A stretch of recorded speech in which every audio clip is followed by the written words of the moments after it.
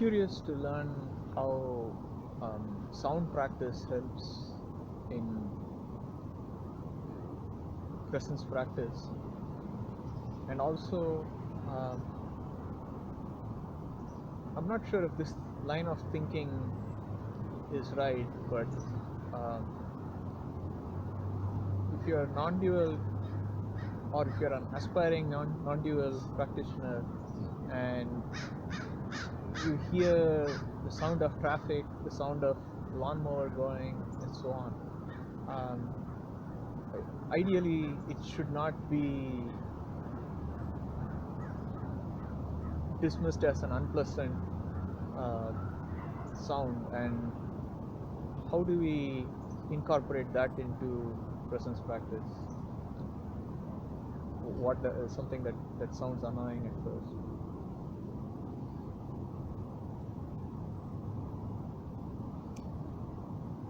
Let's deal with the second one first.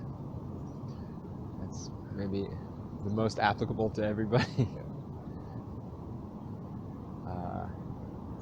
So first of all, remember there's no ideally in non-dual practice. So ideally means make-believe, and we're focusing on what's actually happening.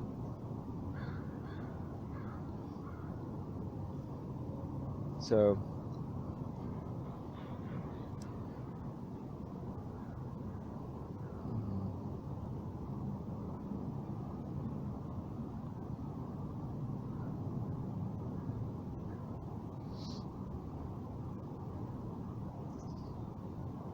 when you hear an unpleasant sound, or any kind of other stimulus that's,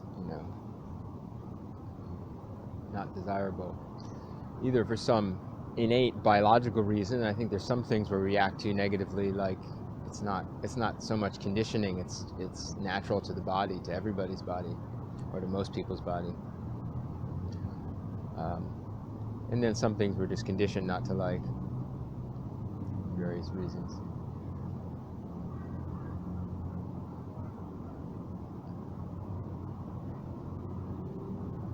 So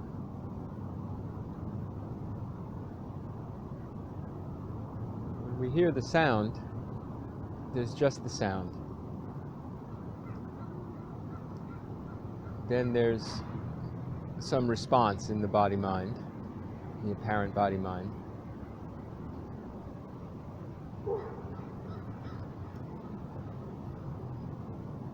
And if you're grounded in presence practice in that moment, you understand what just open awareness is. Open awareness has no judgment. Right? Judgment is another thing that appears in awareness. It's a thinking thing. Before that, there's just awareness. Awareness becomes colored by sound, and then it becomes colored by thoughts, and you can distinguish the two. There's just the sound, and there's my thoughts of how much I don't like the sound.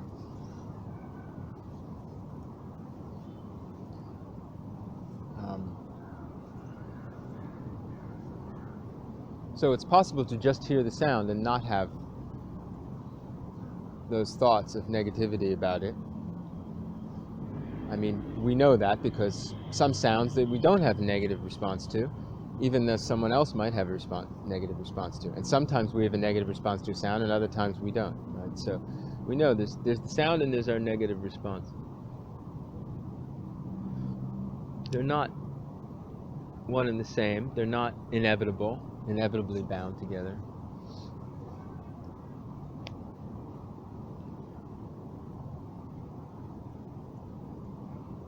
So you said ideally we don't have a negative, ideally we don't have a negative reaction to it. But that's not, our practice is not making an imagination about what we think an enlightened being should be like. It's actually dropping into present reality fully. So that's the sound. It's pretty easy to accept the sound is just happening in the world because we're not in control of it. But then also our thinking is just happening in the world. So if we have a negative reaction to it, that's what's happening. Same as the sound.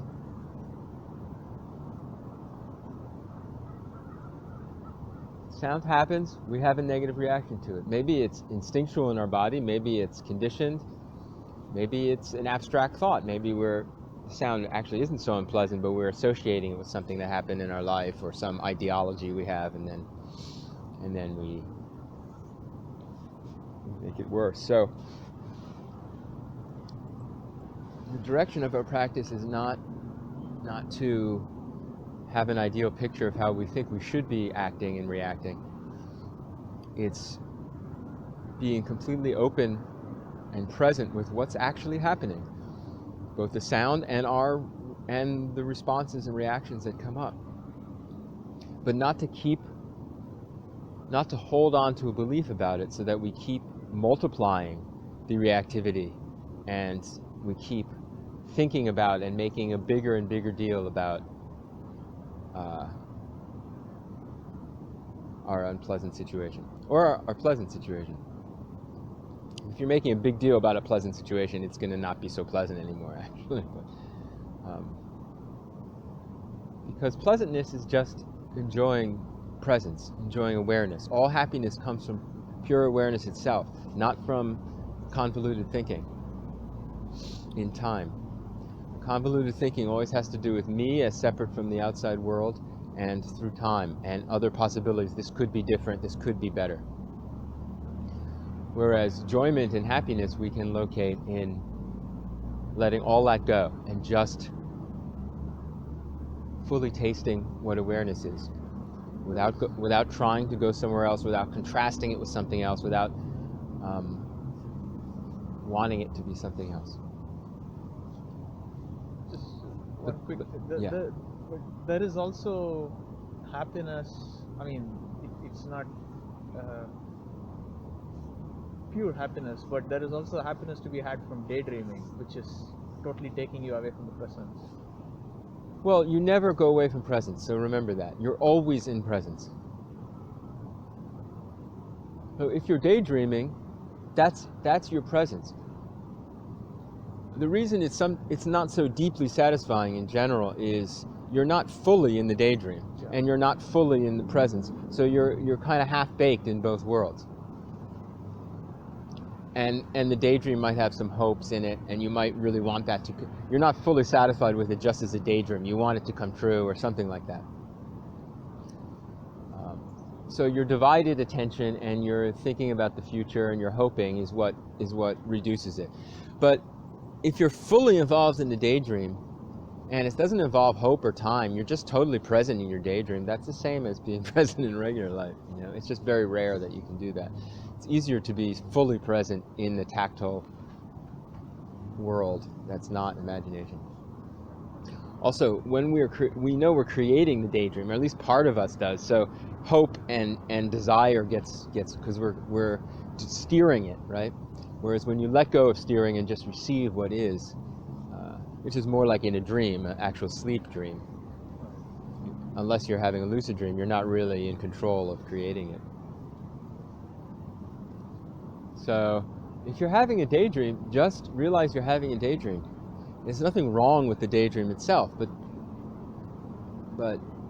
usually then when you become that present, you can see the daydream has these hopes and fears in it, and you can see your attention is divided, and we more often would naturally return to a one consciousness arena. I don't know what to call it.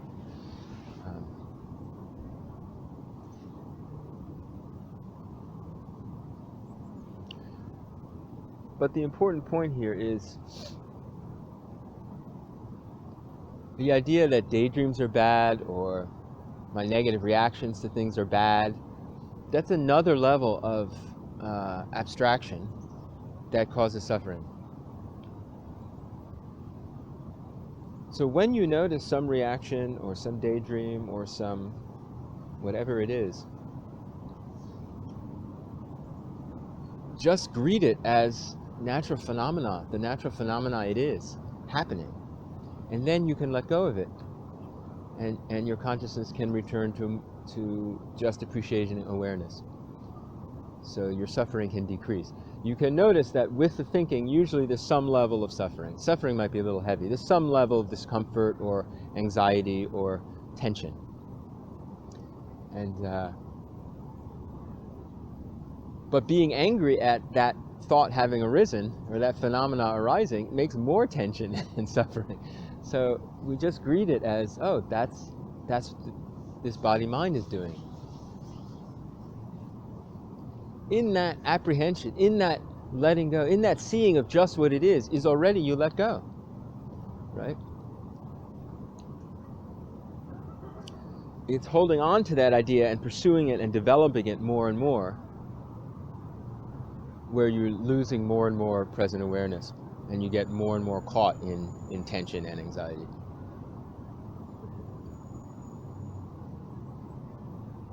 So something like a lawnmower or a leaf blower, let's use the worst perpetrator of peace in the city. The leaf blower,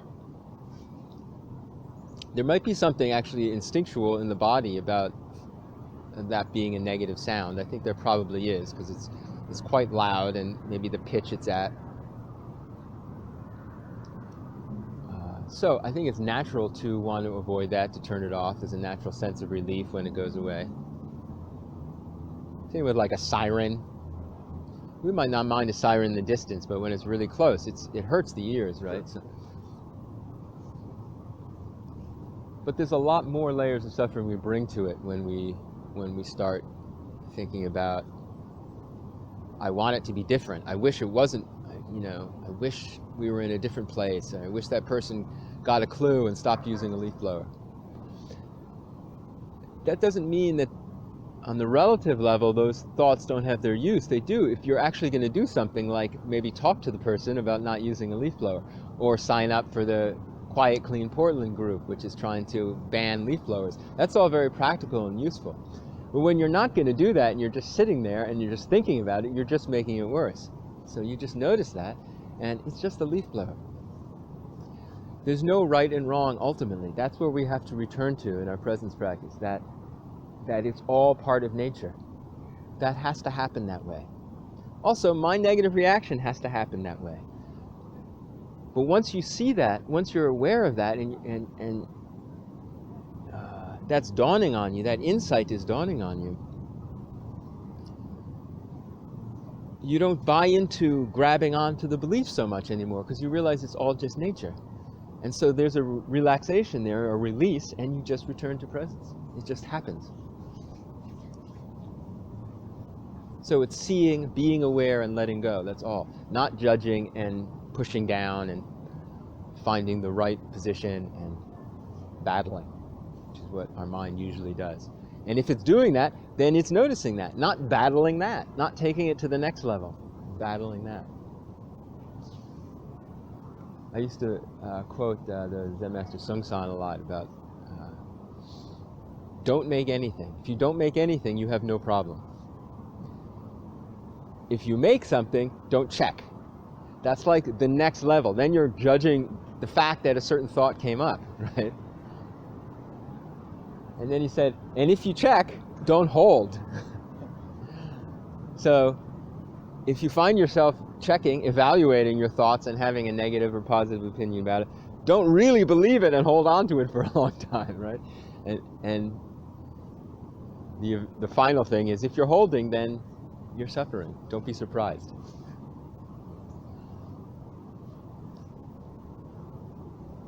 So ultimately, don't make anything if you can, but we all will make things. Then if you make something, don't check it, but we all will check it sometimes. If you check it, try not to hold. And again, we'll all hold it sometimes, but we can learn to hold it much less.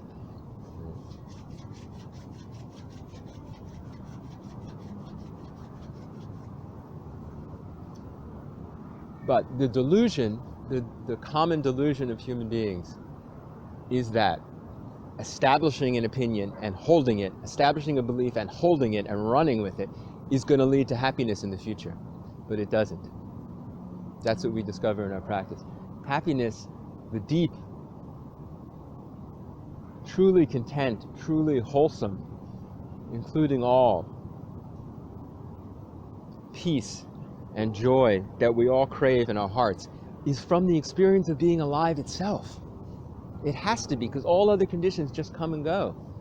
We'll always have anxiety about other causes and conditions, you know? I took the house working pretty well for granted, and now I don't have any water. The conditions are never, the water coming out of the tap will never be the source of my happiness. It can't be. Right? Awareness itself is always there.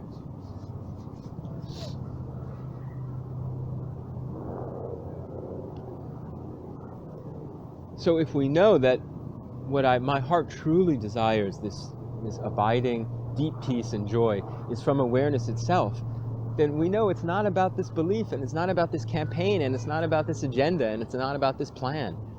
It doesn't mean we don't do plans and agendas. That's fine. You know, we take care of the body and we take care of other people as best we can. But we don't look for happiness in time. We don't look for happiness in the future. We don't look for happiness as a result of our plans and schemes, because we know that's a delusion. And then whatever plans and schemes come through our body-mind, we're lighter about them. We're able to let go of them quicker. We use them when they're practically useful. We let go of them when they cease to be.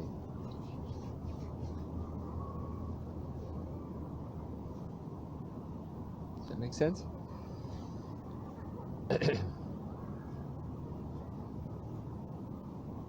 So if you can just hear the leaf blower and it's not a problem, that's great. Then if you hear the leaf blower and you're like, I wish there wasn't a leaf blower, but you just notice that that came up and you had that response, that's not bad either. Right?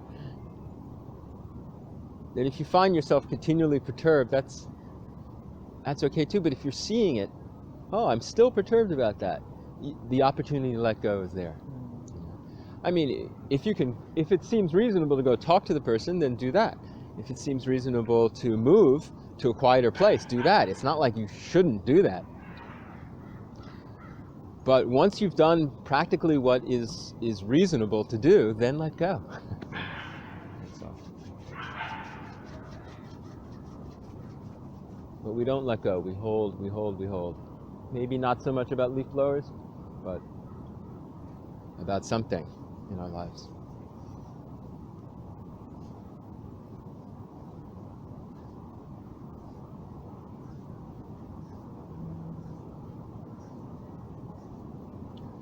You know, it's natural to avoid loud, harsh noises. It's natural to eat when you're hungry, to drink when you're thirsty,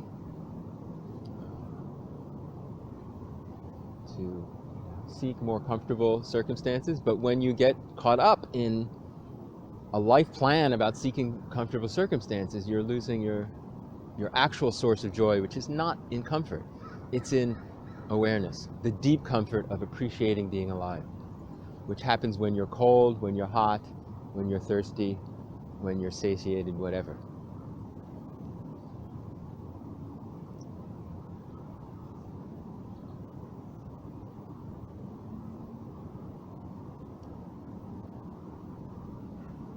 Is that good for that one for now? So the other one was about music practice or sound practice.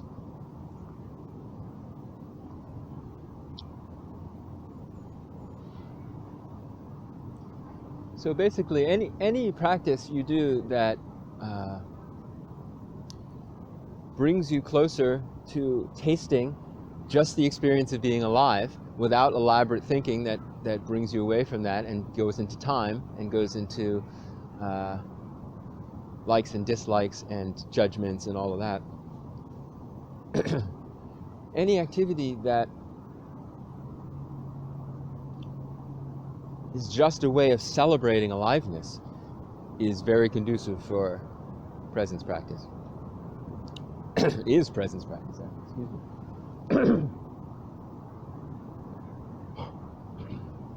Something in my throat.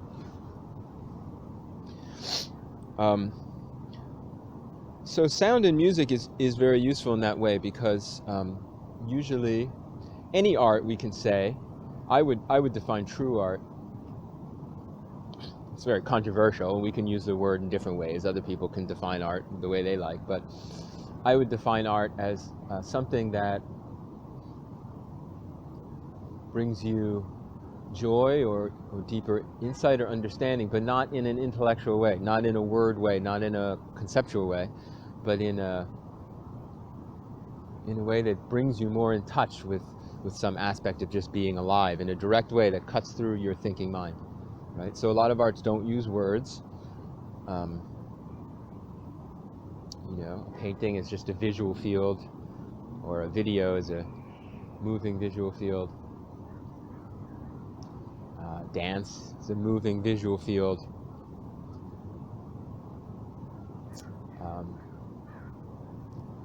And music,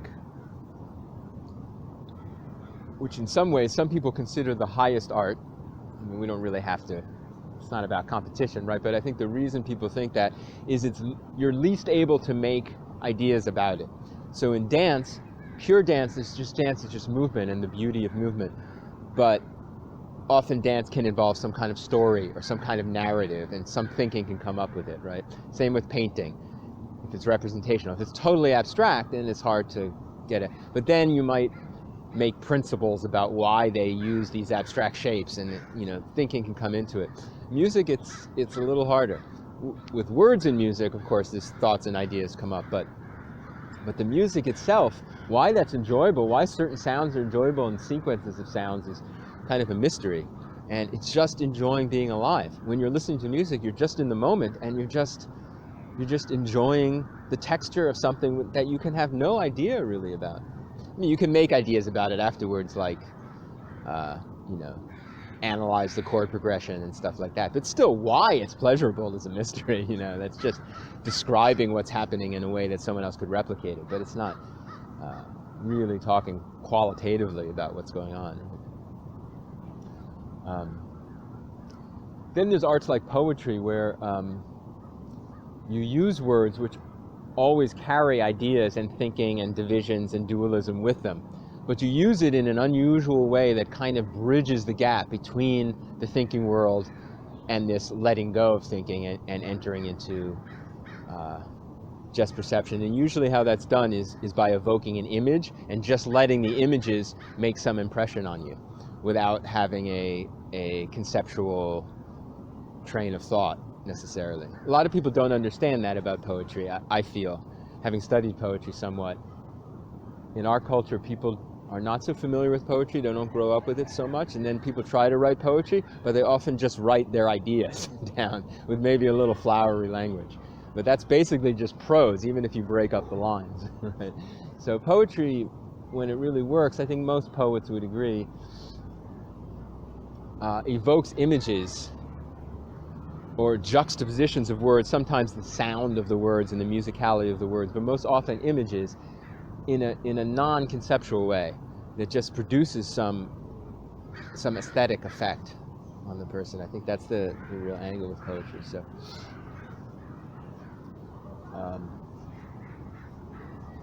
So any of the arts can help you just be present, but you know, the ones that involve thinking in words and conceptualization more is going to be, you know, take you more into your habitual realm of thinking about self and other and conflict and past and future and the rest of it.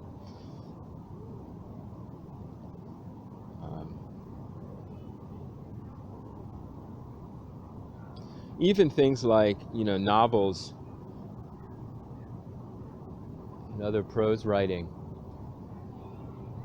that can be very much in the realm of dualism and thinking and conceptualization. But I think the greatest novels, what they do is they take you into a realm of thinking, but they bring the story into some place where it goes beyond thinking. Some character encounters something beyond thinking in some way that it can introduce you to it. But so you can have, I think, spiritual content in novels too, but it's much more difficult, and I wouldn't recommend writing or reading a novel as your spiritual practice, right? Because it's the part that releases you into non-duality is too small and too rare. Risky. Yeah. So you know, doing that in addition to your practice might be fine, but But if you're practicing non-duality, I would say every day it's good to do something that's just very direct, brings you into appreciation of present awareness, without past and future, without words, without thinking, without concepts, without the sense of self. So when you're totally lost in music, we say lost, but you're really found. You're just really present with what's happening.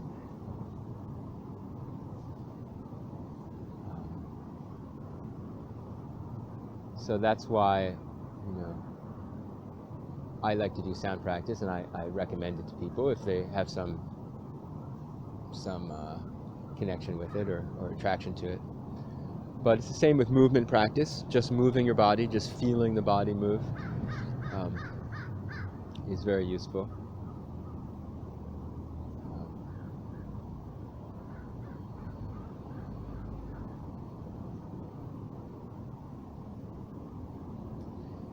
And interestingly, hearing talks can be very useful, or reading spiritual discourses. Now that, again, uses words and ideas, but it's consciously trying to use words and ideas to bring you to an end of words and ideas. So,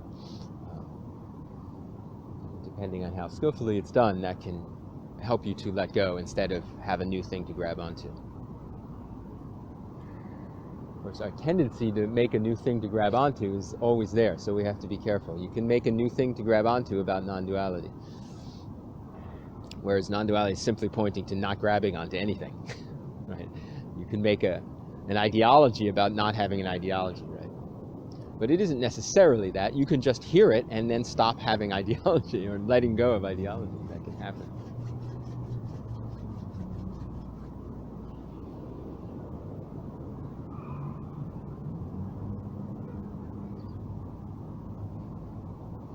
The sound practice I do is, as most of you know, using Indian raga,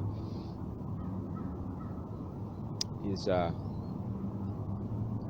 I think particularly conducive as a practice because you're not getting into very complicated sound structures, which when you're producing them, or even sometimes listening to them, you might start thinking about, and it doesn't have song lyrics the way I do it. Yeah, but you have a particular set of notes to choose from. When you choose a raga, you Right. are not allowed to go. Right. So there's a that structure. There's a structure so that it helps to have structures, especially when you're improvising, because otherwise you start to think about what should I do too much. You but want to even reduce that. With these constraints, I would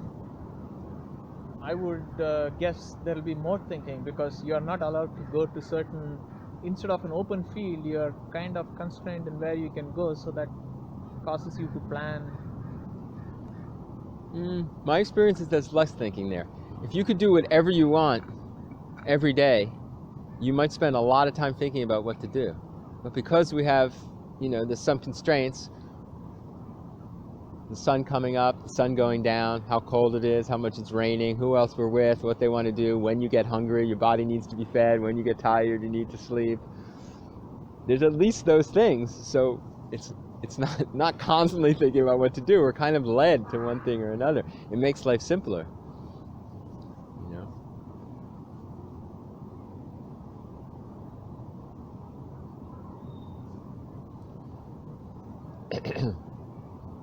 Some people might say, well, you have to earn money, so you have to have a job, but in this circle, maybe some of us question that, so that's maybe not necessary. But there's a lot of things that are necessary, just the limitations of our body minds and the way the earth is manifesting to us.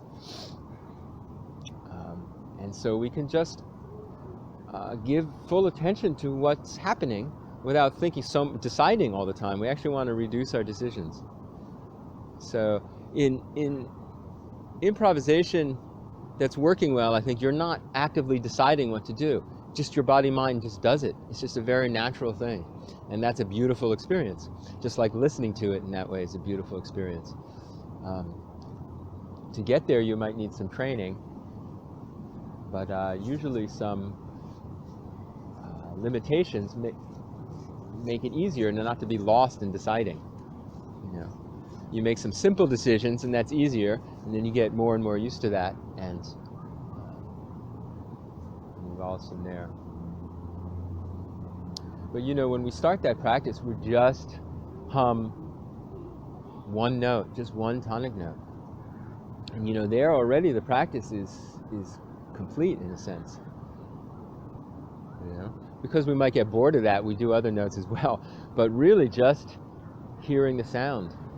You know, we play the tambura, this drone instrument that sounds beautiful. Just hearing it, just being with that.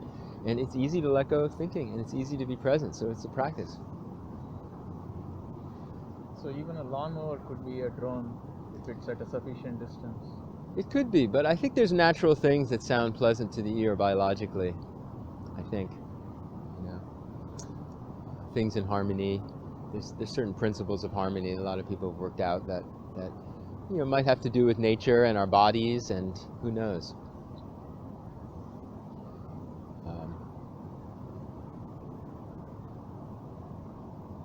So in something like a lawnmower, I think there's a lot of different sounds actually happening, and they're clashing, and I think that's part of why it doesn't sound pleasant.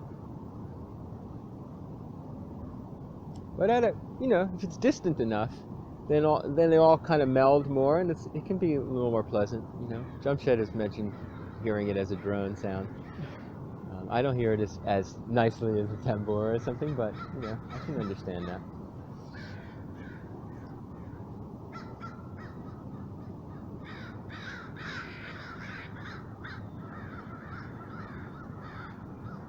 And you know, you get used to different things. So there's certain timbre. Is that the word? Timbre? How do you say it? It's spelled Timbre, I think, but it's pronounced not like it sounds. Anyway, you get conditioned to like certain timbres, certain different textures. So like, most of us who listen to music very influenced by the Western classical tradition initially, and then Western pop music, which is derived from that. Although it's changed now with rock and stuff, but we have a predilection for pure sounds. But until, well, maybe there's other examples, but rock is an obvious example. People put on distortion on the guitar. It makes it not at all pure. It makes a lot of other notes, microtonals in there that makes it kind of muddy sounding, but some people get used to that and like it. And it's interesting in like traditional African music, they're bored by the pure sounds. They don't like just pure sounds. They like things with a richer texture, which to a lot of Western ears sounds muddy. So like distortion. So they often put like rattly metal things like on their instruments that make them buzz. And like even with Indian music, like the tambura, it has a thing that makes it buzz. That's kind of a controlled buzz to release harmonics, but it's a muddier sound than what most Western, at least classical musicians would prefer. So we get used to different. It's not that you know, I don't know how much is really biological and how much is conditioned, but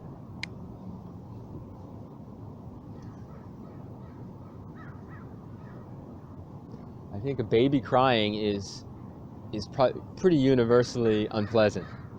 So that you get active and do something, you know. So I think there's certainly sounds that are biologically programmed for all people, and then there's some that are conditioned. Music is a great example to think about, especially if you know, some people are more attuned to music than others, some people resonate with it more than others, but people who really love music, it's some of their happiest times is listening to music. And that's so mysterious, you know. If you think happiness comes from your planning, here's something where you cease your thinking basically completely, you don't do anything, and you just listen to sounds, and all this pleasure comes, you know. But everything's like that. It can be that way with the visual field, with the physical, feeling touch through your body, or feeling the sensation of your body acting. So grounding yourselves in practice that are physical and visual, and basically just the senses. Could be smell too, although that's less prominent sense for us, so it's not going to be as captivating.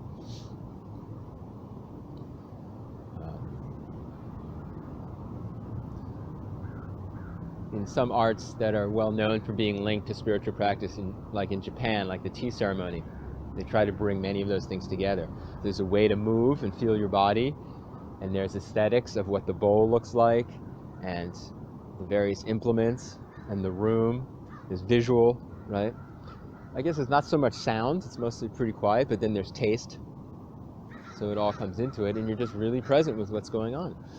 And you can bring that, if you just are present in the art, then it's not functioning in a deeper spiritual sense so much. But if you bring the lesson that, oh, happiness is just from being alive when we give attention to it, when we receive it fully, then that insight opens you up to letting go of your abstract thinking and your goals and your plans and your self-idea and your self-story, and just entering into the present realm, which we can call the sensual realm, actually. But the problem with, the reason there's been kind of an anti-sensual thing in religion for a long time is it's not that anything wrong with the senses, it's actually a gateway to presence, but people get addicted to overdoing senses. They want more and more intensity in their senses, whereas actually in spiritual practice, if you're using if you recognize your senses as kind of gateways to presence, you can get more and more subtle. You don't need more and more sense stimulation. You start to give more and more attention to all the subtle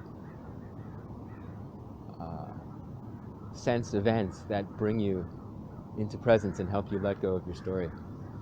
Whereas desiring more intense sense pleasure becomes a story and a hope and a time thing and a future thing. And it means you don't notice all the senses going on the way to your intense sense stimulation that you're hoping to get. So actually our direction is to go more and more subtle, so that we're always aware of the joy of being alive, instead of going after some particular stimulation.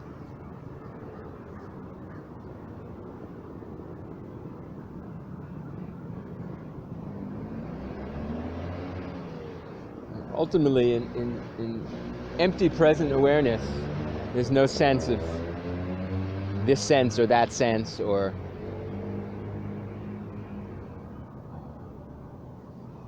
any particular intentional activity. You're just